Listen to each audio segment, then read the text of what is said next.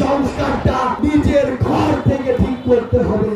এই যে ফ্যাসিস্ট সরকার 16 বছরে একটি ফ্যাসিস্ট রাষ্ট্র কায়েম করেছে, তার অন্যতম শর্ত হলো দেশের অধিকাংশ মানুষকে এই ফ্যাসিস্ট মতাদর্শে প্রত্যক্ষ বা পরোক্ষভাবে প্রভাবিত করা। যে সিস্টেম সংস্কারটি ঘর থেকে শুরু হবে সেটি একদিন সমাজে পৌঁছাবে। রাষ্ট্র সংস্কারে আমরা কথা বলছি, এই সংস্কারটা নিজের ঘর থেকে ঠিক করতে হবে।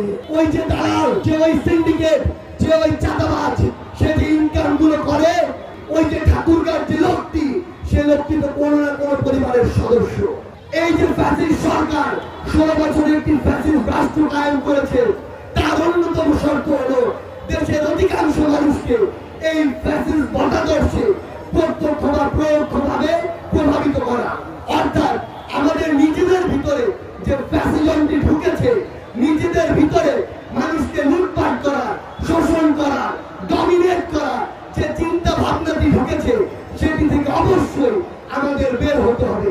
আমরা যদি আমাদের ঘর থেকে এই নোংরা সিস্টেমগুলোকে, এই মানুষগুলোকে ত্যাগ করতে পারি, উপেক্ষা করতে পারি, সরিয়ে রাখতে পারি, আমি আপনাদেরকে বলে দিচ্ছি যে সিস্টেম সংস্কারটি ঘর থেকে শুরু হবে, সেটি একদিন সমাজে পৌঁছাবে, জেলায় পৌঁছাবে, বিভাগে পৌঁছাবে, রাষ্ট্রে পৌঁছাবে।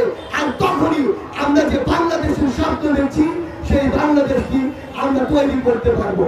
আমি দেখছি আজকে আমার সামনে এই প্রথম কোন জেলায় যতজন ছেলে এক পাশে রয়েছে, তার সমান সংখ্যক মেয়ে আরেক পাশে রয়েছে। এটি ঠাকুরগাঁর জন্য গর্ব করার একটি বিষয়। কারণ আপনার পাশে সহযোগী হিসেবে যদি ছেলে মেয়ে ওই রাস্তায় একসাথে না হাঁটতে পারে, তাহলে যে অগ্রগতি আমরা প্রত্যাশা করি সেটি সম্ভব নয়।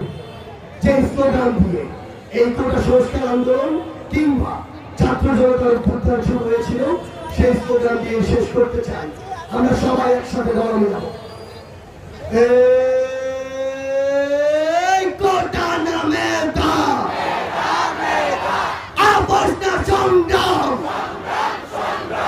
আবর্জনা সংগ্রাম, দালালিনা রাজপথ, দালালিনা রাজপথ, ক্ষমতা না জনতা, কোটা না মেধা, আবর্জনা সংগ্রাম, দালালিনা রাজপথ, ক্ষমতা না জনতা, দিয়েছি তো রক্ত, আরো দেব রক্ত,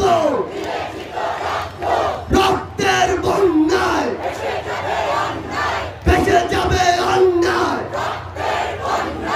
আমার যদি প্রয়োজন হয়, আমার রক্ত দিতে প্রস্তুত, এবং সেই রক্তে আমরা সকল অন্যায়কে আবার ভাসিয়ে দেব।